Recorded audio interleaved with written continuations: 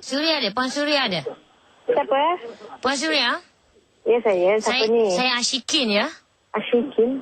Puan Suria, you kerja dekat Pejabat Haiwan kan? Ya. Okey. Saya call ni sebab mak saya hantar saya punya kucing dekat you punya tempat. Boleh tak telefon esok pagi? Kita boleh check balik dengan apa? Oh, nak lepaskan tanggungjawab lah macam tu. Bukan macam tu. Maksud saya macam ni, Cik. Sekarang siapa yang buat apa semua tak semestinya benda tu saya yang buat. Kucing saya tak pernah sakit sejak dalam jagaan saya. Ni lah, Mak. Orang dah cakap dah jangan hantar kucing tu kat sana, Mak hantar juga. Boleh tak kalau suruh makcik datang ke ofis, kita boleh cakap bincang dengan mak saya mana? sekarang. Mak, cakap dengan dia sekarang. Tanpa mak. Orang cakap dah jangan. Astaghfirullahaladzim. Berderau dah aku. Hello, Assalamualaikum. Waalaikumsalam. Nak, makcik dah kobarkan ke anak makcik Aha. Makcik kata tak ada. Kucing tu dia tak nak jalan. Dia tak ada aktif. Dia makcik bawa yalah kan. Tak ada, Cik. Cerita macam ni. Cik hantar bila semua anak kucing tu. Makcik ni takut bila anak makcik dia mengamuk. Kucing tu macam dia punya harta lah. Nak, oi. Okey, kucing tu sekarang tak jalan kan? Tak gorak masalah. Kucing tu sebenarnya aktif sangat. Kucing tu lompek sana, lompek sini. Kadang-kadang dalam kain makcik ni pun dia masuk. Cuma satu hari tu, dia tak gorak. Makcik suruh kan si Enap tu hantar kan? Kalau tak gorak tu, hantar tak gorak macam mana pula tu? Aduh, hai. Mak cakap apa? Cepatlah. Aduh, hai.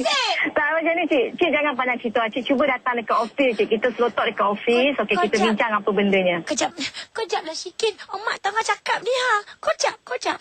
Kalau dia nak marah pun tak apa. Esok kita orang tak ada telinga ni. Tak ada hal. Kau tak tahu dia boleh pukul makcik ni nak, oi. Tak ada macam ni.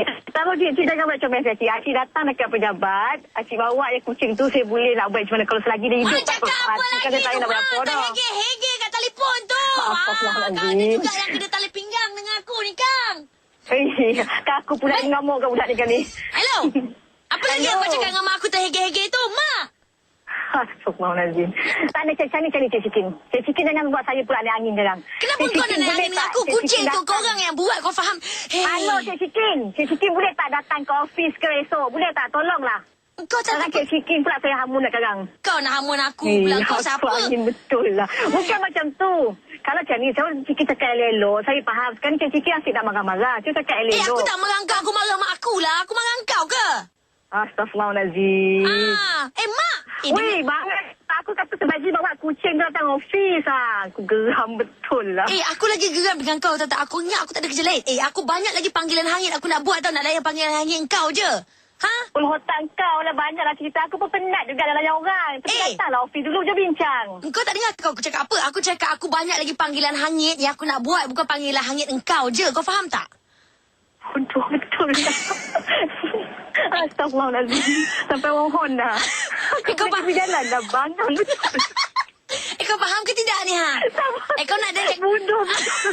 Kau nak dan cakap pasal kucing kau? Kau jangan. Tak nak dengar lah, malu lah. Tak nak. Tak apalah lah kali. Tak apalah dan cakap dalam pasal kucing lah. Puan Suria boleh bertekonok.